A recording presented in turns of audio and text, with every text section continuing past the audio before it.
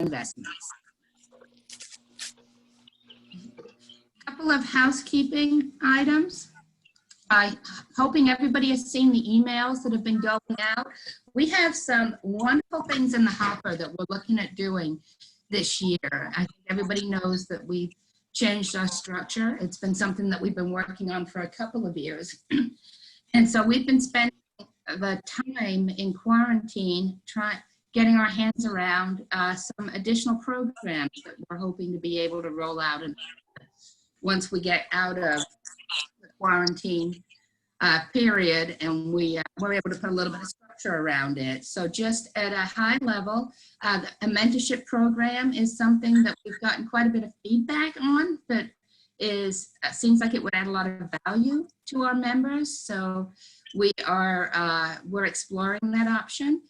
If you are an experienced investor in rehabbing, flipping, wholesaling, creative deals, landlording, and you're interested in mentoring new investors, please let us know, and we will.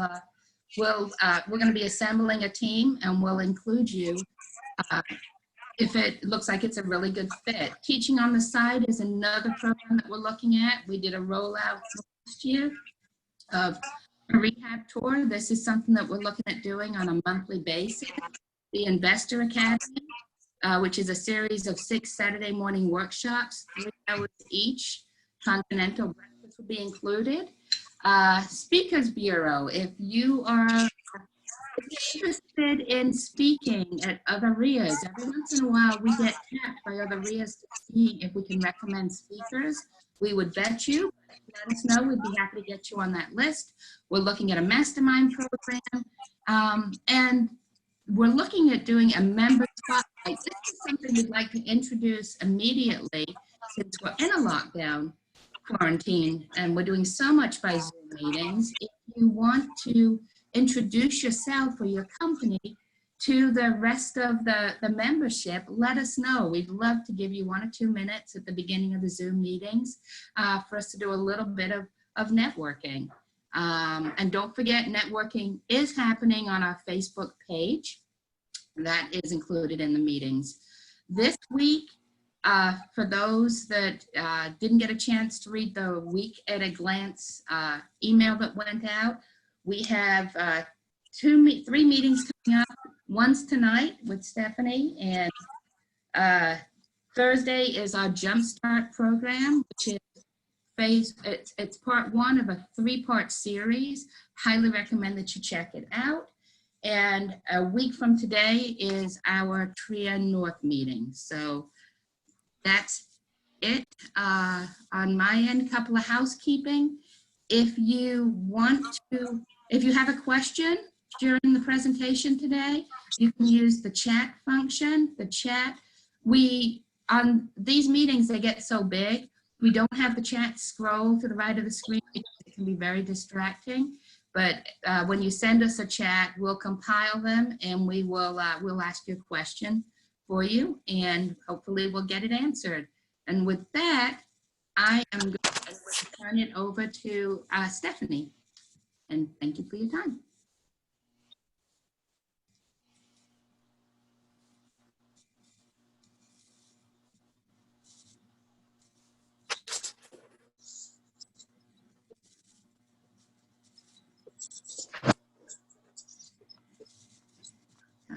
Stephanie, you there? Hey, can you hear me? Help. Can y'all hear me? Yep, we can hear you. Okay, sorry about that. My internet. Yeah, we can. My internet just failed, so now I'm on my cell phone. Gotta love working from home. Sorry about that. So I'm honestly, I missed the past 5 minutes because I was trying to get back on. Jackie just finished. Jackie just finished, so it's my you now. Okay. Your turn. All right. Sorry about all of that. Have to love technology. Actually, your timing was perfect. It couldn't have been any better. She just finished. It was perfect. Really? Okay, great. So I just want to thank everyone for being on here tonight. This is my first Zoom meeting that I've ever hosted, so y'all bear with me. Not quite used to doing this, but so I did want to thank Chris Mann from Mann, McGibney, and Jordan for coming to talk to us. Last week with one of my own personal clients, I had an experience that I never had before. I've always heard people talking about it. So it just made, you know, once you're in a situation, then you really find out what it's really like. And that's wire fraud. So one of my clients, we were all ready for closing. We were supposed to close last Monday. On Friday, he receives an email and they say, we need you to wire the cash for close funds as soon as you can. We need you to send it to this address, this email address, or this wire information, and we need you to do it as soon as you can. My client is a very educated person. They actually have a PhD in physical therapy, and we're just caught up in the moment, and they followed the instructions. Up to this point, every time I've heard about this situation, it's always been, okay, the real estate agent gets the wire instructions from the attorney, and then they wire it to the buyer, and then that's how they get scammed. In my situation, that is not what happened. I had never at any point wired, I never sent wire instructions to my client. They actually had been following the emails and knew when we were going to be closing, so they timed it perfectly, and they just automatically sent the instructions. So this was something a lot different than I've ever experienced before. And he was just, you know, caught up in the moment, didn't pay attention. The email that was sent to him looked just like the attorney information that we had been using. I'd actually worked with this client before on another transaction about a year ago. So he knew what their information looked like. And just being caught up in the moment, he didn't call to verify the wire like most people should. And he sent it. And luckily, in that situation, we only lost $6,000. It wasn't a lot of money. I mean, it is a lot of money, but there's a lot more other situations that I've heard about where people have lost well over $100,000. So, but I know this isn't like a typical meeting topic, but I just think this is something that's super important that everyone should know, because until you're in that situation, you don't think it can happen to you, and it can. So, because once that money's gone, there's no getting it back for the most part. So I wanted to have Chris talk with us, and he can kind of tell us more about how this happens, why it happens, and the things that we can do to try to prevent it. Well, hi, everybody. I'm going to go over particularly with investing, there are going to be like three main areas in which this can happen to people. And Stephanie's situation and the way that she described it is exactly what happens, particularly with buyers. What she described is incredibly typical, and her client honestly got off easy, that it was $6,000 and not $200,000 or something like that. And the main sort of overarching thing with all of this is email security. This is all about email security in every aspect of it, whether you're a buyer, you're a seller, you're a payoff lender, it is email security.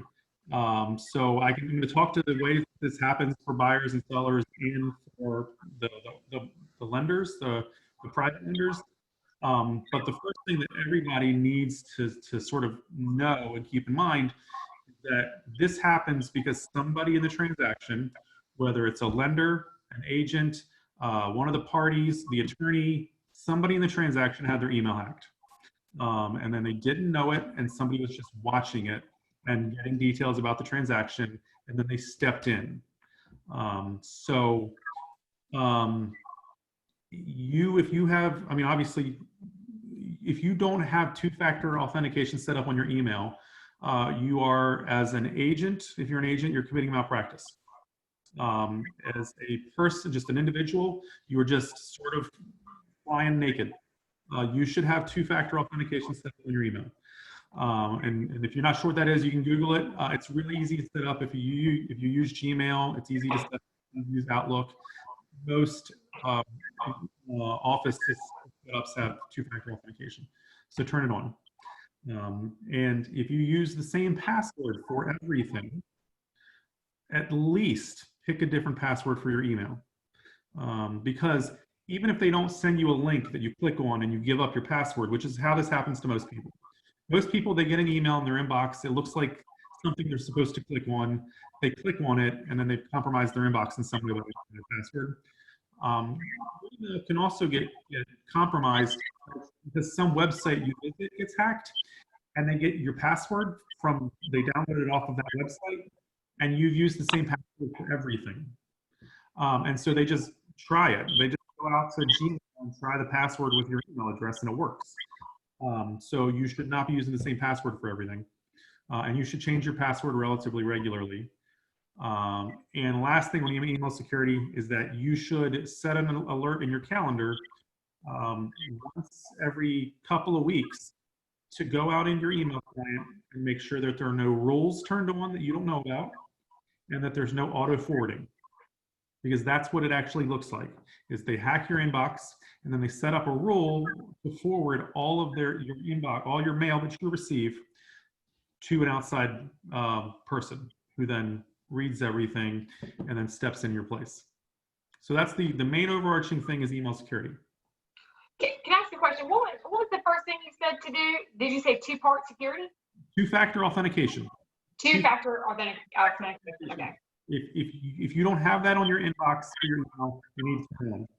And almost all email clients now have a way to do that. And basically what that is when you try to log into your email, it will also send a code to your cell phone. And you have to use that code that's sent to your cell phone to actually log into your email as well. So you have to have the password and the code from your cell phone. So it's an extra step. If somebody in Ukraine has access to your password and they try to log in, unless they have your cell phone, they can't get in. Mm-hmm. So some of, like when I was doing research on it, some of the things that I saw is sometimes they may put bots on your computer. Have you heard anything about that?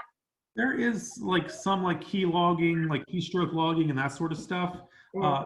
It's not the common way to do it. It's not like almost every It's almost always hacking and then forwarding. Is email. It's always Okay. it's the same exact thing every time. It's the email forwarding and then stepping in and pretending to be somebody in the transaction. Mm-hmm. Okay. Chris, you said about forwarding. Is that in your settings? Is that where you go in your Gmail settings for that particular account? Yep. There you can actually search just in the search box for rules and forwarding in Gmail, just to see what if there's anything turned on. Turned on. Okay. Yeah. So like I'm in Gmail right now, and if you go under settings and then go to forwarding and POP/IMP, it's the very first thing at the top, add a forwarding address. Right, and you wanted to make sure there's nothing forwarding, no forwarding set up, and then you would see it in there. It would say emails being forwarded to so and so. Oh, it'll tell you if something's been forwarded? If you go into the settings, it'll tell you if something's being forwarded. Oh. It's like every message that would come in would be then forwarded to somebody else. Does it tell you where it's gone? Yes. So the rules will tell you, like if you look and click on it and something is actually happening, it'll even tell you the email address where it's going. Wow. Yeah. Like if I hacked your account, I could put my email address as the forwarding address. So then every time that you get an email, it comes to my email address. Okay. And then you can also like create filters. So let's say that if I'm the hacker and your email is being forwarded to my email, then I could say wire or closing and create filters. And so then like your email could have been, your email could have been hacked 6 months ago, but this filtering has been going on the whole time. And so then when it pops up wire or closing in those accounts, then they can just say, oh, this is a hot one. And then they can just sit there and follow it until, and then, you know, they're seeing everything. They're seeing closing statements, and then they just sit there and follow it, wait. And that's what happened in my situation is nobody ever even sent emails about any wires, but they knew because they were monitoring it that closing was about to happen that Monday. So on that Friday, they were like, you need to send it or we're not closing on Monday. Almost in kind of like a high pressure situation. And then they, you know, their guards let down a little bit. Yeah. So they can actually just, if they're monitoring an email, like say between 2 or 3 parties, between the closing agent, the attorney, and the buyers, or buyers have access to that, if they're monitoring that email trail, then they can easily duplicate the closing attorney information and make it look like that's where the email was coming from. They had copied the paralegal in our situation. They had copied a paralegal from that office, everything verbatim. It was her Oh. signature. Right. But in my situation, it actually wasn't the paralegal that I ever used. It was, they have 3 paralegals, and so it was a paralegal that I never even dealt with. And I don't know what made them pull her information. But that's his information. And it even said in the bottom of the email, please call to verify this wire before it's sent, because that's what all the paralegals have written in their emails. Right. But he still didn't do that. Okay. So That's unfortunate. And there's absolutely no way of, I mean, they say that, you know, everything is out there in cyberspace. Nothing ever truly disappears. So it would take there's no way to find out the information, or it would just take a Herculean effort to. so Find out who did it. Yeah. I mean, yeah, there's an entire section of the FBI that's devoted to this. Oh, okay. But you know, they have some means to do it. A couple of years ago, they arrested like 85 people in 4 different countries that were doing this. It was India, Nigeria, the United States, and Canada, I think. And there was a group of 85 people that were all working together doing this. So they've had some success and some not. I mean, they're literally billions of dollars that's lost every. So if you are, I'm going to kind of go through each person in a transaction and your risks and how to avoid it.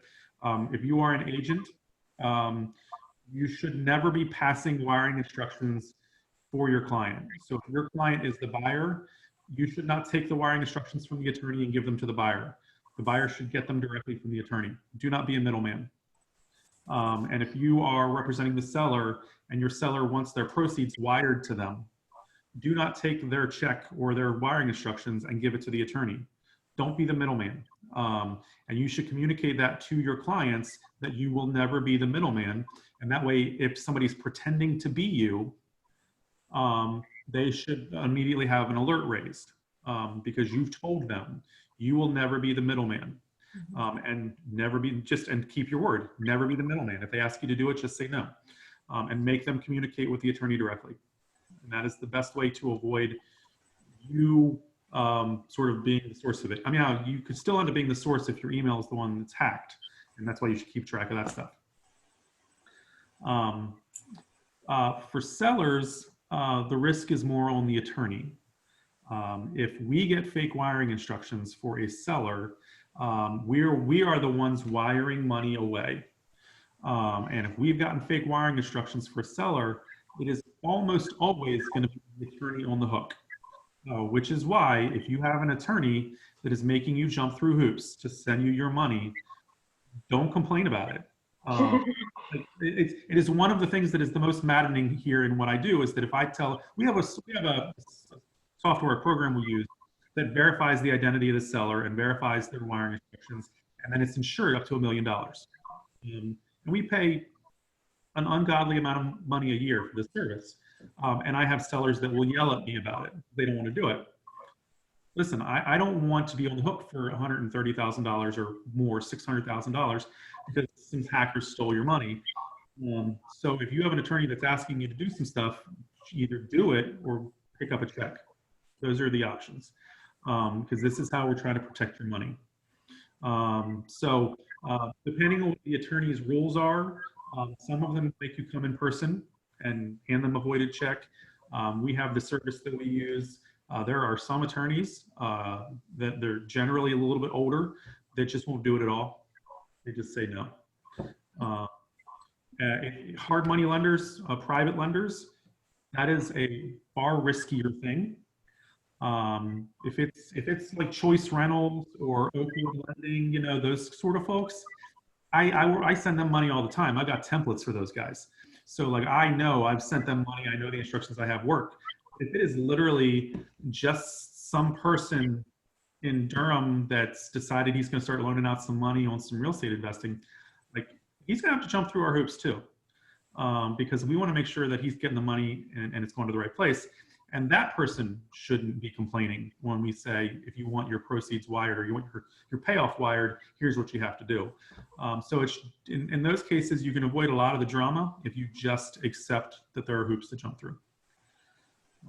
But for the buyer, The buyer is the big risk. The buyer is always the big risk because we can't control if somebody starts talking to your buyer or you if you're the buyer. We can't control that conversation. We don't even know that it's happening. While we as a firm, we send out this warning, and it's a very aggressive warning. It's on my Facebook page. If you go out to my Facebook page, it's Chris Mann. I posted our warning, and it's a full page of like all the things that a scammer will try to do. And Stephanie's description, literally probably 9 of the things on that list, or 10, happened to her client. And he just wasn't paying attention, wasn't thinking about it. And if you get that list and you send it to your clients and you remind them of it, it is the best way to avoid them getting scammed.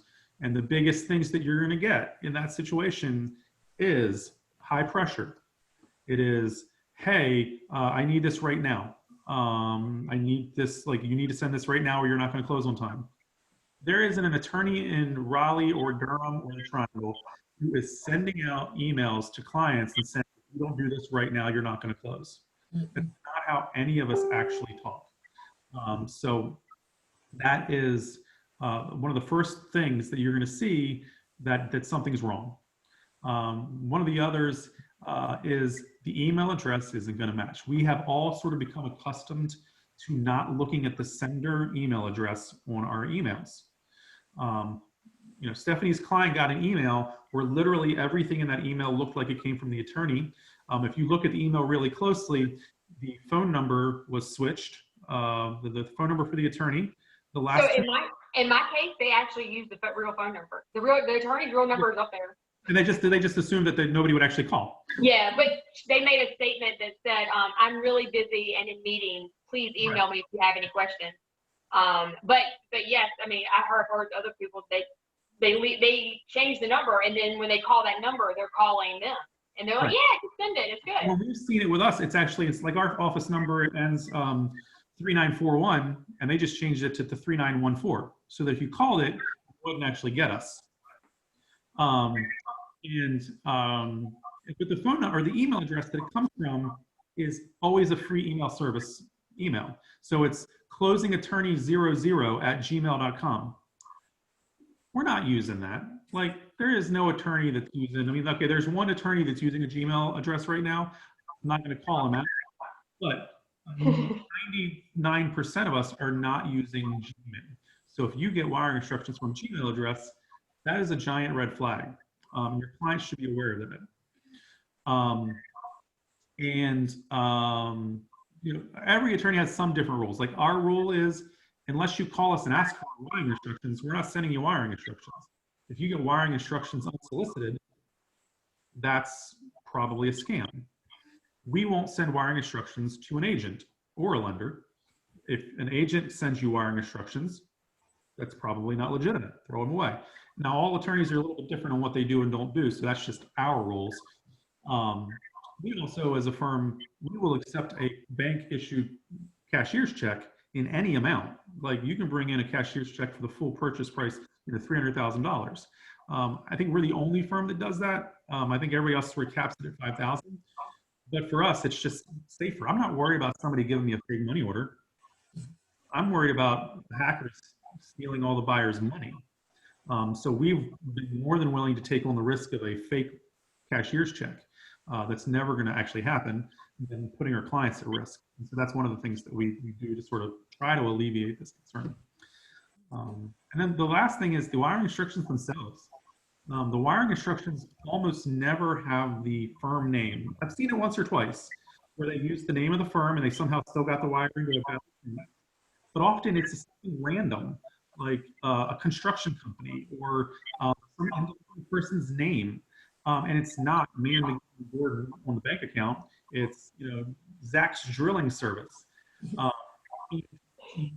That should be a red flag, but it's happened.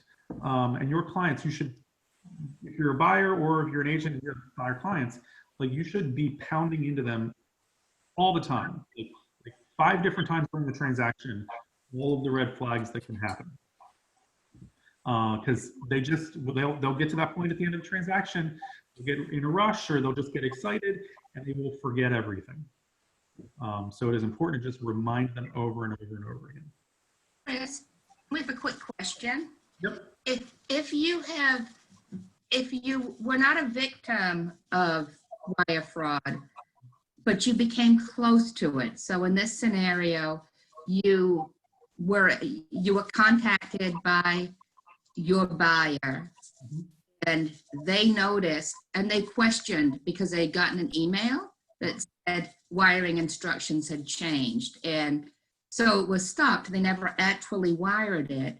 But you're at risk because what information do they have access to? I think the question is, do you need to now go and change bank accounts? Like what information could they possibly have, even though the fraud, the entire event didn't take place? Right. So you don't have to change your bank accounts, because your bank account's never the one at risk. It's you sending your money to somebody else. So you don't actually have to go change your bank accounts.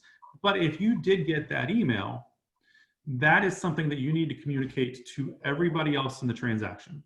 Because somebody in that transaction has their email compromised. Because the only way that the scammers would know what's happening and to know to send that email to that buyer in that situation is because they knew the transaction was happening and they knew the timing. I mean, somebody has their email compromised. So it is important to communicate that. It's important to go check your email roles and check everything in your inbox, change your password. Your buyer should change the password. The attorney should check all their computers. The lender should check all their computers. There's no need to change everything, but everyone should check. And then the person who is responsible, to the extent that they will admit it, because there are times when people realize it's them and they fix it, but they don't want to admit it. That's going to happen a ton. That's what you do in that situation. Because you're actually your own bank account, unless you literally have copies of your checks or something like that, or your bank account login in your inbox, is not really a risk. But somebody's inbox is popping up.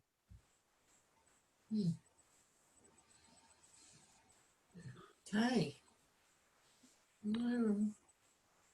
No questions as yet. Everybody's clear on the danger. I mean, I do want to just really stress over and over again, and like literally, this is the one thing that keeps me up at night. Like this is a large law firm. We do a lot of business and a lot of employees, and we have a lot of key people to keep happy. A buyer getting scammed and losing their money is what stresses me out more than everything else in this business, because we don't have control over it. And it is literally about education, and it is about reminding your client over and over again what the red flags are. Do you feel like this has increased in the past few weeks since a lot of people are quarantined? Someone had mentioned that to me at one point. Are you seeing, like, are y'all getting more calls where this is maybe happening? We have, well, I mean, I think I've heard more about it in the last couple of weeks.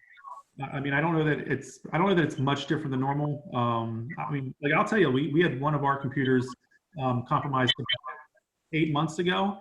So I know that it was happening then, and we do what we can to, like, literally every person that inbox had communicated with over the last 4 months, every pending transaction, we sent out a notice to everybody to keep an eye out for. So I know it was happening then. It has gone down.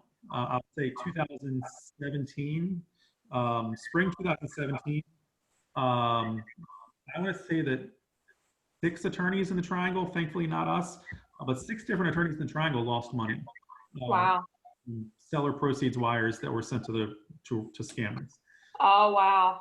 So it has gone down from then, and also attorneys have gotten a lot smarter about what that looks like, because it was a bad time. So attorneys have gotten a lot better, and they have gone on and to more easily scanned inboxes, which unfortunately are real estate agents. Because real estate agents, there's such a broad spectrum of real estate agents. Some that are very, very diligent and careful about things, and some that are barely paying attention to the world. And so that is sort of where a lot of the focus is on those things. And maybe some lenders a little bit, but some of those lenders are really structured in how their corporate office controls email, so it's less likely. Yeah. Yeah, that's what my lender said in my situation. He's like, I don't even know, I can't even get my own password to get into my login. And he's like, it's not us. I mean, a lot of lenders are very structured in that, like, they can't even click on a link or something that's sent to them from an outside agency. Like, the lenders are a little bit more structured. Yeah, yeah. I have two questions. This is Mei. The first question is, who is going to lose the money? Say if I am the buyer and I'm wiring the money to the seller and I got the fraud instruction, am I the one who will be losing the money, or the seller? And then the other thing is, I do notice when, you know, agents or even lawyer office, they don't necessarily have the security portal for client to send information. Right. Especially, and I came from California. I think in Bay Area is generally a more high-tech area, so it seems like more common practice for security portal. But here, how common it is for realtor, lender, and attorney to have a secure mail portal to handle things like that? So on the first question, who's responsible, who loses the money, is almost always the person who sent the money is the one who loses the money. So if you're a buyer and you're wiring your money to the attorney and you get scammed, you sent the money, you lose the money. Now, lawyers end up getting involved in this situation. So if you lost enough money, and you hired an attorney to sue everyone to say it was the realtor's inbox who was hacked, it wasn't my fault. That's a lawsuit that has so to the extent that your inbox is hacked and it causes a loss, even if you weren't the one to send the money, a lawyer can represent the buyer in that situation and end up going after the attorney or the agent or the lender or whoever's inbox that they can prove hacked.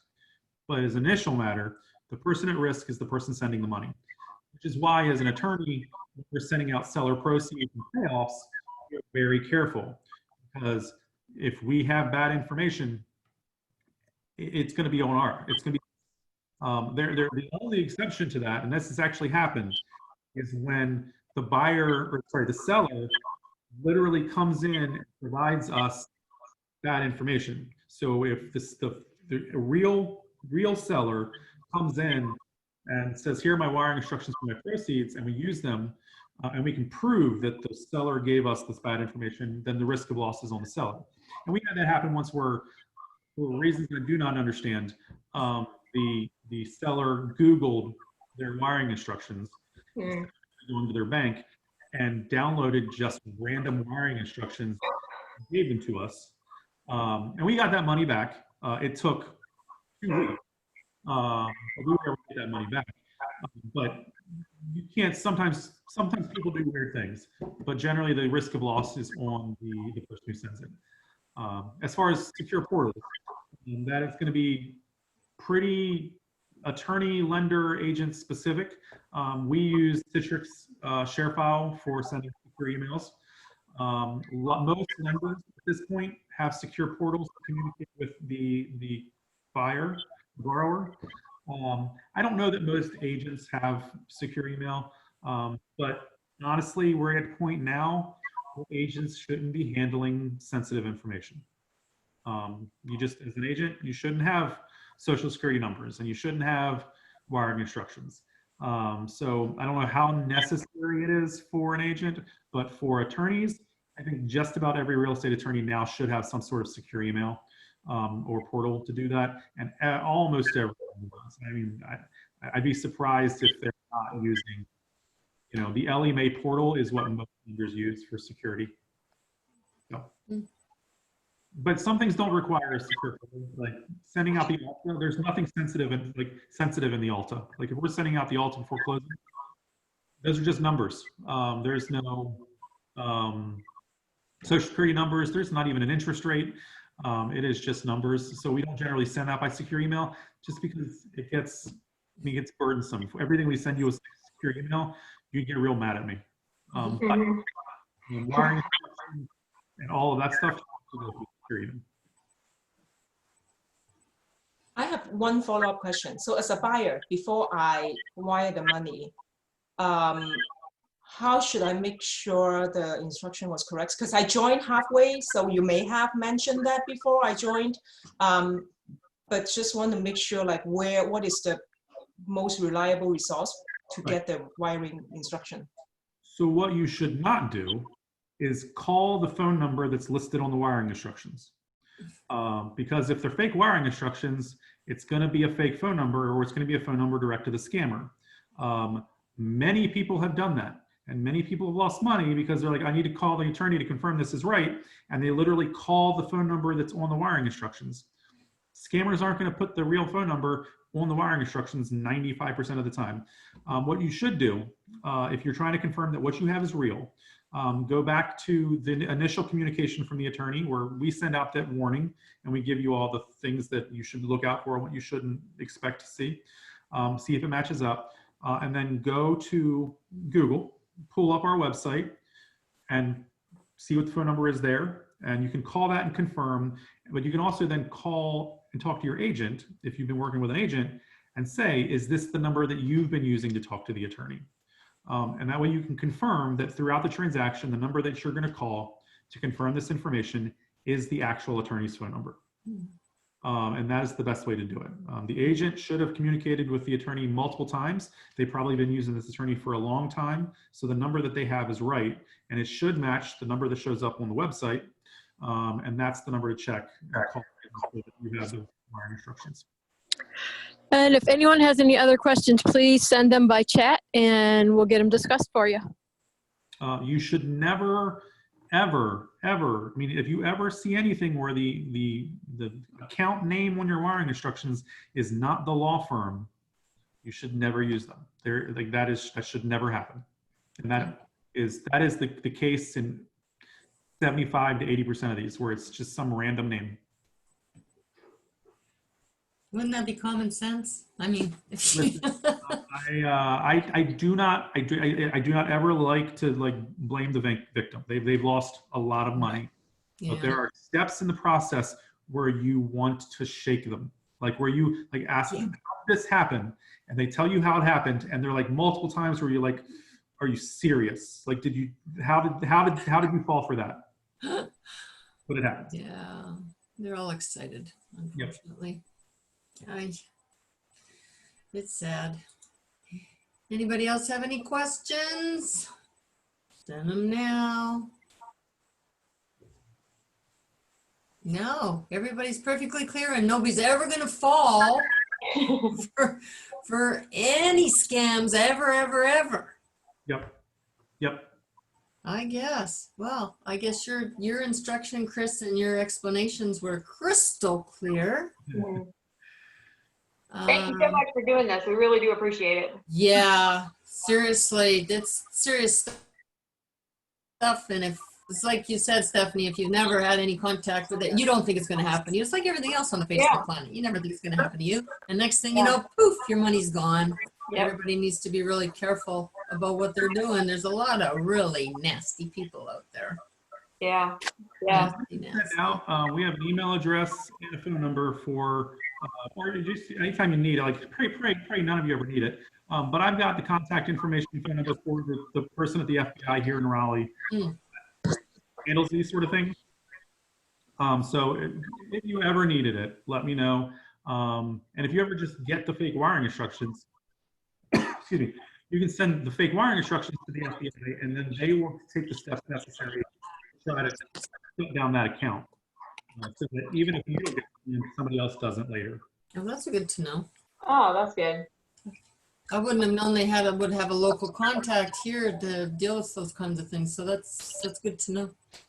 Yeah, because we were sitting there trying to figure out, like, who do we call in this situation? Like, when it first happened to us, I was literally just Googling, who do you call? I've been scammed. Who do I call? Scams are us. Who do I call? Yeah, scams are us. 1-800-SCAM. Ay, ay, ay. May I ask one more question? Sorry, I have so many questions. So would Yeah, that be, does it make sense if I just wire, say, $1,000 or like $500? And then, Oh, how she just get muted? sorry. Oh man, her Sorry, connection sounded bad. Maybe it's you had a bad connection. If you want to text that, we can answer it. I'm going to actually guess the question. I'm going to guess that the question was, if you have to send a lot of money to an attorney, does it make sense to send a test wire first? And yeah, test wire first, and then send the rest. Sure. I don't know that you have to if you follow all the other things that you're supposed to do.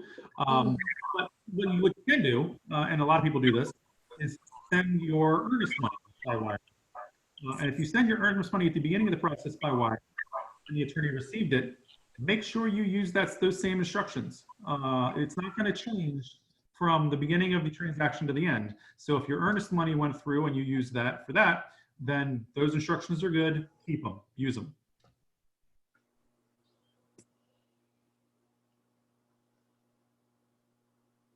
Anybody else? Yeah. Well, are we going to close out early, or what are we going to do? Yeah, if no one else has any other questions, yeah, I guess we're done. I think that's good. Fine. Chris and Stephanie, thank you. I know Yes. wire fraud Yeah, it is was not great. a sexy topic, but it is a very important one. And people have way too much at risk. So we appreciate your time. And for everybody else, Yes, thank you so much. That was great information. Thank you. we'll see you Thursday night, everybody, at the Jumpstart meeting. 7 p.m. I think. All right. Right? Yep. All right. 8 o'clock. All right. Sign up. Thanks, All right. everybody. Thank you so much. Thanks, all. Bye. Bye. Thanks.